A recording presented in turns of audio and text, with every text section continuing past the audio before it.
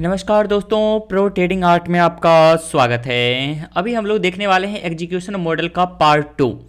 अगर आपने पार्ट 1 का वीडियो नहीं देखा है तो पहले आप वो देख लीजिए, जिससे कि आपको ज़्यादा समझ में आएगा यहाँ पे।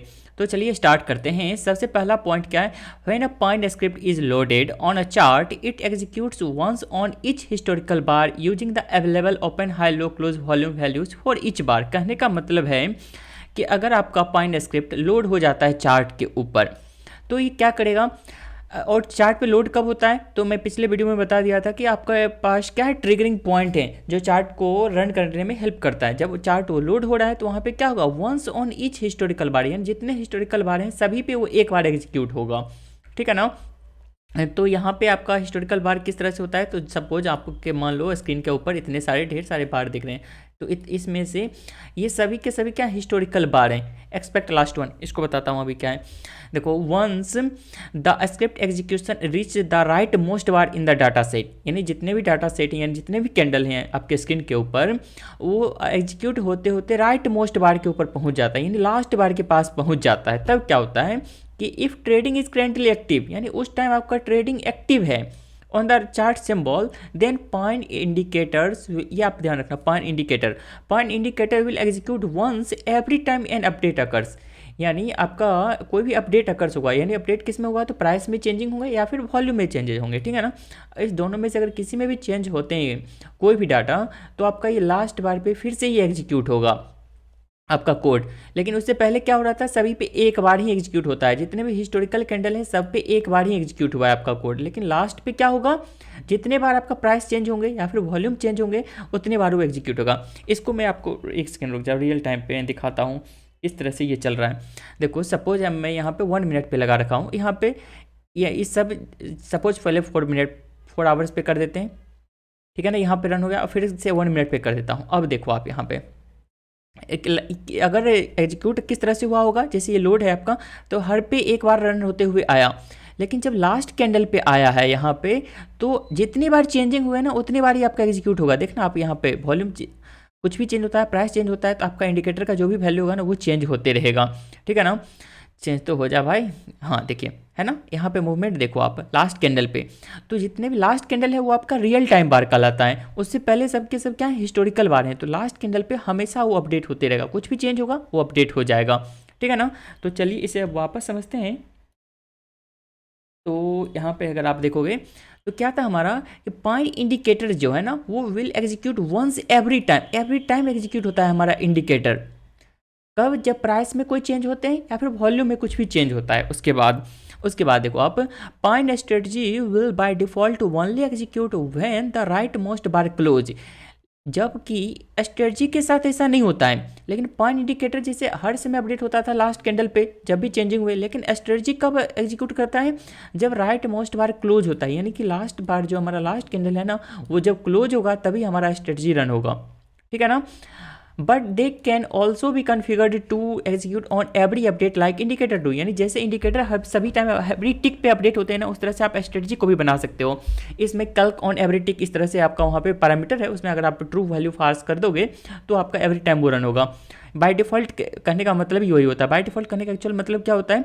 यानी जिसने भी इसे बनाया है ना, जैसे आपको बाद में आपका खुद का भी फंक्शन बनाओगे तो वहाँ पे आप बाय डिफ़ॉल्ट वैल्यू सेट करते हो, यानी यूजर ने कोई भी वैल्यू इंटर नहीं किया तो कुछ और वैल्यू ले लो। ठीक है ना? उसी तरह से जिसने भी इसने पाइन स्क्रिप्ट को बनाया, पाइन स्क्रिप्ट को लिखा है, उसने बाय डिफ़ॉल्ट यहाँ पे क्या कर दिया है कि स्ट्रेटजी वाले में वो जब क्लोज हो जाए बार तभी जाकर के वो रन हो, लेकिन हम लोग उसे चेंज कर सकते हैं। उसके बाद देखो, ऑल सिंबल्स और time frame pairs have a data set comprising a limited number of bars, यानी जितने कोई भी चार्ट आप लोड करते हो उसमें कितने कैंडल्स होंगे, कितने हिस्टोरिकल बार होंगे, वो क्या करता है? लिमिट है। ठीक है ना? जैसे आप इंट्राडे अगर यूज करोगे ना, इंट्राडे टाइम फ्रेम अगर यूज करते हो तो वहाँ पे कम कैंडल देखने को मिलते हैं, जबकि आप डेली टाइम फ्रेम पे जाओगे तो बहुत ही ज़्यादा वहाँ पे कैंडल देखने को मिलता है। कितना है वो भी बता रहा हूँ अभी। और उसी तरह से सिंबल सभी, जैसे कुछ सिंबल ऐसे होंगे जो कुछ ही दिन पहले कल ही जैसे लिस्ट हुआ होगा, बहुत सारे ऐसे क्रिप्टो होंगे जो कल ही मार्केट वहाँ पे लिस्ट हुआ, तो उसका डाटा तो होगा नहीं ना, सिर्फ 4-5 कैंडल होंगे। ठीक है ना? जिस टाइम फ्रेम में अगर डेली टाइम फ्रेम में जाते हो तो सिर्फ 1 कैंडल मिलेंगे। तो यानी जितनी डाटा अवेलेबल है उसके अनुसार आपका वहाँ पे कैंडल वेरी करता रहेगा। ठीक है ना?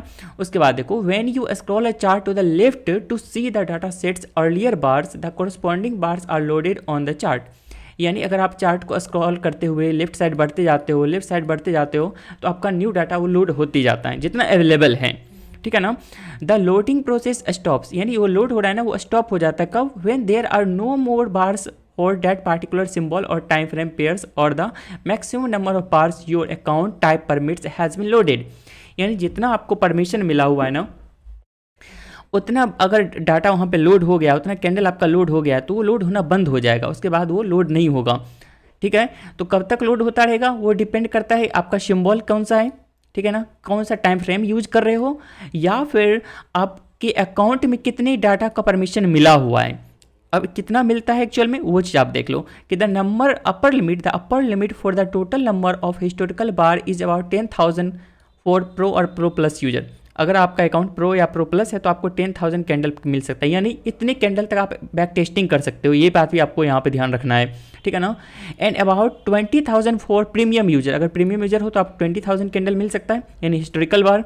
लेकिन अगर आपका अकाउंट फ्री यूजर है तो ओनली आपको मिलेगा सिर्फ और सिर्फ 5,000, ठीक है ना। तो ये चीज़ आपको ध्यान में रखना है यहाँ से। उसके बाद देखते हैं कि you can scroll the chart to the left until the very first bar of the data set which has an index value of 0।